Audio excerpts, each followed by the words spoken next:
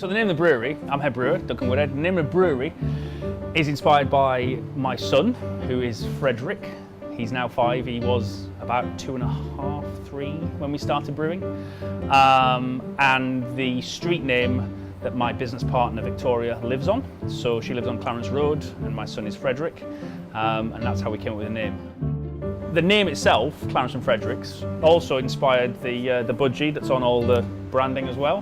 Because we figured, if you're Clarence and Frederick, we forget about the street names and the sons' names and things like that. If you're Clarence and Fredericks, or you're Clarence and Frederick, then what do you do? Well, you're two elderly gentlemen who live together, like Gilbert and George, and you've got a pet. Well, what pet do you have? It's either a caged bird or it's a chihuahua, and I'm much happier with a bird on a pump clip. So that's Barry the budgie. He's our mascot. He's a joy to behold. I love him. And the number of drinkers that I've had since we started say to me, "Oh, I'm drinking the budgie beer." So it's done its job. Absolutely, it's done its job.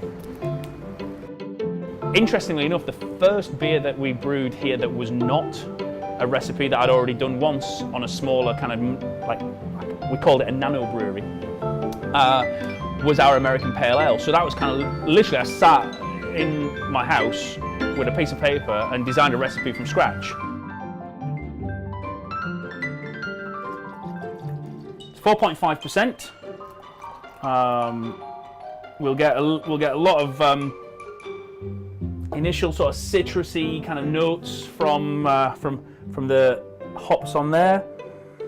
Yep, that's beautiful. We're gonna get, as I drink it, you're gonna force me to drink it now, aren't you? Terrible. Ah well, here we go.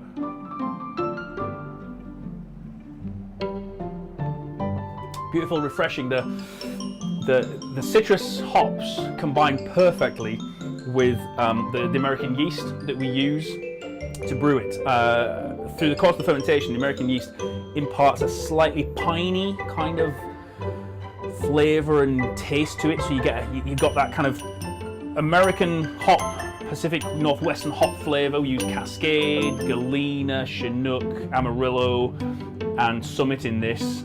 You get that really kind of like, you get both a citrus and a pine from some of the hops, but also the yeast is a what's called a high attenuating yeast. So it gives you a drier aftertaste on the finished beer, which I'm happy to say a beer expert was talking to me. I was struggling to describe the beer and how unique it was, and he had a little taste, and he said it's got that dryness that you get from kind of the quinine at the end of a gin and tonic, and he was absolutely right. It's that it just fades out to really dry. It's a beautiful beer.